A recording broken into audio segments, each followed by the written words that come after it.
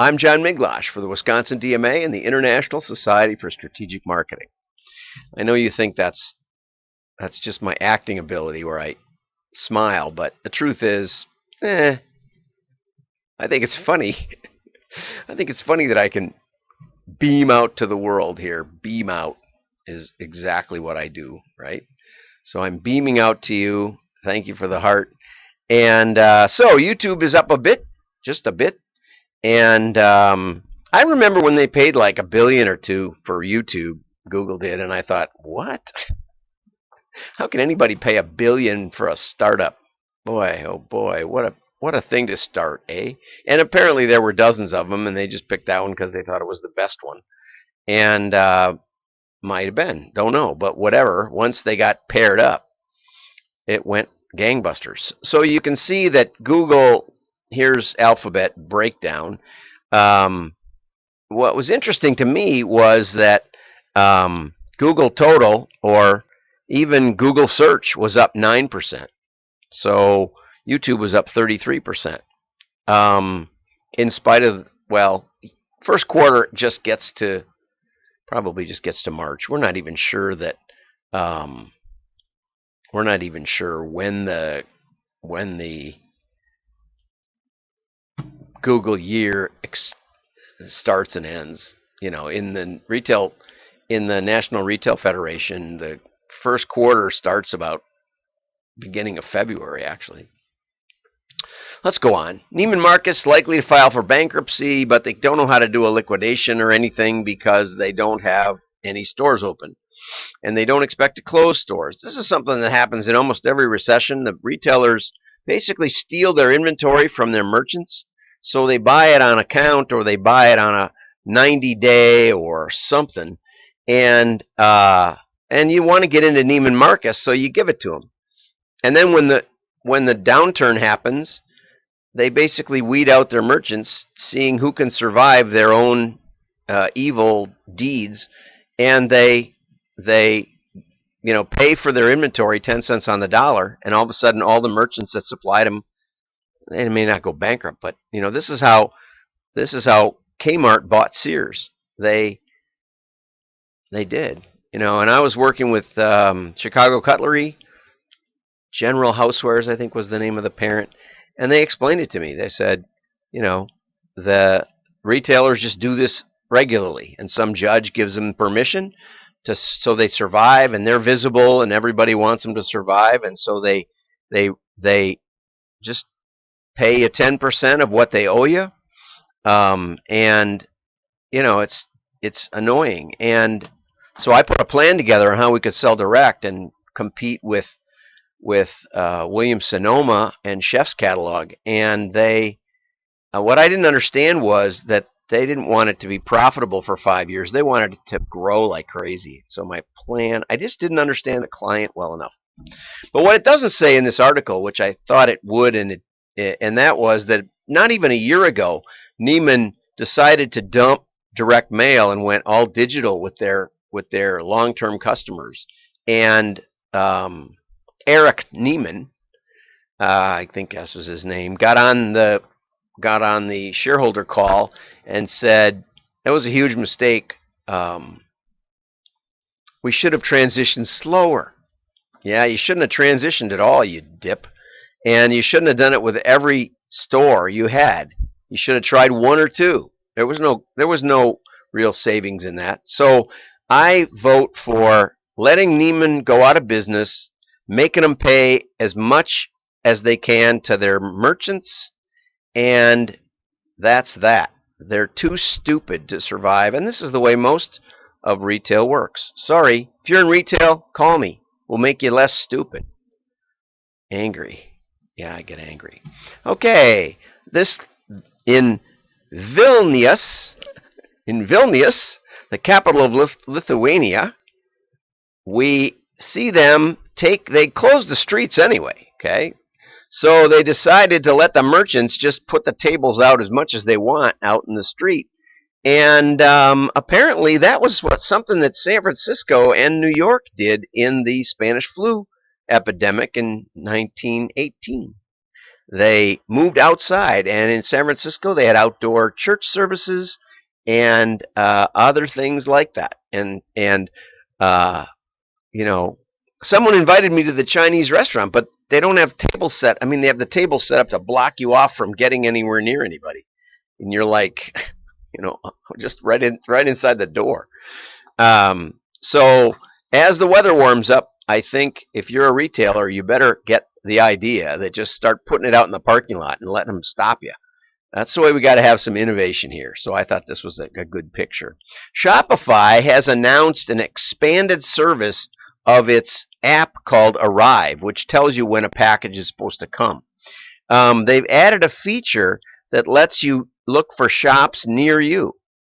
Okay, and the best part is you don't have to pay anything to be on the shop app. You just have to tell them where you are, and you don't have to pay commissions on sales made through it either.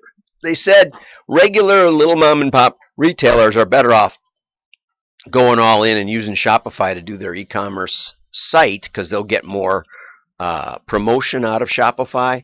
But if you have e-commerce generally and people don't know where your stores are generally, this might help you. Sounds like it's not going to help much, but I thought I'd tell you about it. Okay, an online startup weaves lab work into its personal hair care products. Now, what I was hoping for on this was I was hoping for the Will It Blend story. Have you seen that? Will It Blend, the president of this guy was nuts.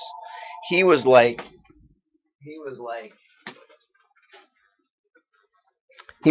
gonna make. He got a blender for his wedding, and it only worked for about a month. And he decided to make the best blender in the world, including buying the right wire, winding the armatures in the motor, and really making this bulletproof blender. And he'd been at it for, I don't know, 20 or 30 years. And this ties in with the first story a little bit. And he was walking down the hallway, and mainly they used it as a commercial product because it was too expensive for consumers to want. And I think he's in Utah or someplace. And and so he's walking down the hall, and he goes past the lab where they were testing the machines. And he hears this kind of giggling, and these guys are in there, and they're grinding up marbles or something. And they were laughing because this thing just eats these marbles to dust. And you think to yourself, well, if I wanted to make a margarita and crush some ice, this thing would kill it. Because no way ice, you can chew ice, you can't chew a marble. And so it was like... they're laughing and dumping junk in there, and you can like grind up nails. And so he goes and gets his video camera, and they make a video with him with hokey music, and he says, "Will it blend?" And it got to be the #1 rated video on YouTube. This was a few years ago when YouTube was looking for content. One of the reasons their ad spend or their ad revenue's way up is that they're blocking all the little guys like me, and they're putting up network news. All the network news guys are live streaming. So you basically, YouTube is converting you into a TV, into a TV news source, which is fine. They can do whatever they want, But this Will It Blend thing showed their lab testing, and he puts on a white lab coat, and all of a sudden the sales just took off. And lo and behold, after a few years, their sales went so through the roof that they could automate their manufacturing. I think they still make them in Utah, and make them a little simpler for consumers and get the economies of scale going. And so I have one now. My friend Stella got one, and my wife said, it's really my wife's friend Stella. She's my friend too. I got one, and Sue said, "Oh, I want one of those. I saw those videos." Everybody says that. I saw these videos. So we should put a link into I'll put a link into one of the Will It Blends. My favorite is the iPhone because you get a lot of sparks, and I don't really like iPhones anyway. So this startup says they're going to take your hair. You send in some hair, and for $60 they'll test it. And I don't even think that includes the shampoo, and then send you some really snazzy shampoo for $30 a bottle. And they don't test the customer's DNA because they want to make sure that they don't. And they put your first name and initial on the bottles. And, one of these experts says it's the wrong timing for expensive products. No, it isn't. There's a lot of companies that started expensive product marketing in the Great Depression. We should do a show just on that. I don't believe my experts much. Okay. 7% of brands seize opportunity. This is from Marketing Week, which is basically UK. And it says that only 7% of brands seize the opportunity to invest more in marketing during COVID-19. But really, 50% say they're making cuts so they can live to fight another day. And, I'd say you got to either do one or the other.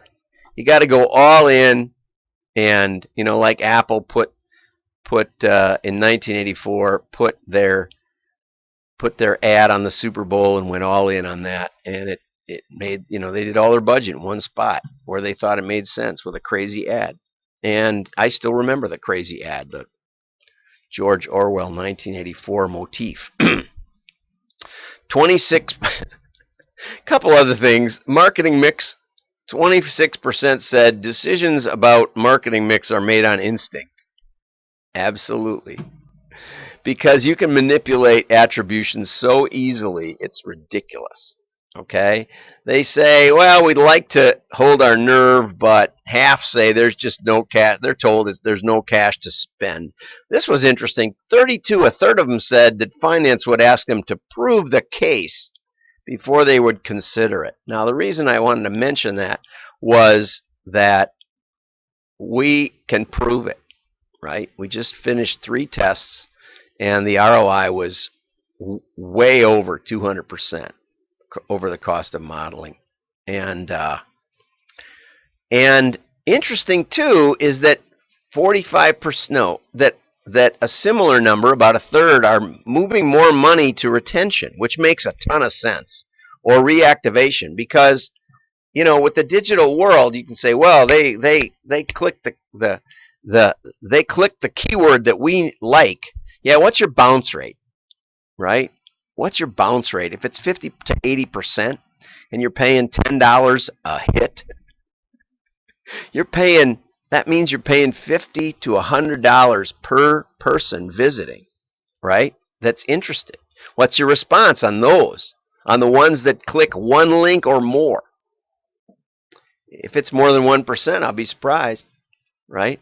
And so you're paying $100 a piece. You'd be better off giving that to your past customers that have bought from you once, but you don't know which ones, and you can go broke trying to get them to them all. That's what we do. We help you sort out the one-time buyers. The old buyers haven't bought in a while. That's what we do. That's why we make so much money for people. Okay? So, reallocate your budget. Some are saying shift everything we can from third parties to in-house. We can work with your people. We can have them run stuff if you want, but it never works as well. We can go head-to-head with them. Happy to do it. That's what we do. We go head-to-head with what you're doing now, and we take that and make a ton of money. Not only do we increase the revenue and profit per piece, but we increase the number of mailable pieces. If you're in e-commerce, you say, well, I've never done mail. I can help you with that. It's a little harder to test it compared to what you're doing now, since you're not doing anything now. But we can figure out a way to do it and we want to be totally above board. That's the way we do it. 43% say they've made use of innovations and might keep using them. That's what we're talking about. Let's innovate now, right now. Get it going. We have some great options for you. Have a great day. Like and share. Your friends will think you're smart. Connect with me on LinkedIn. Best place. I answer all the messages that aren't just a sales pitch. Some of them that are. John Miglosh on LinkedIn.com. Or Twitter @JRMIGS. @JRMigs. Have a great day. Bye-bye.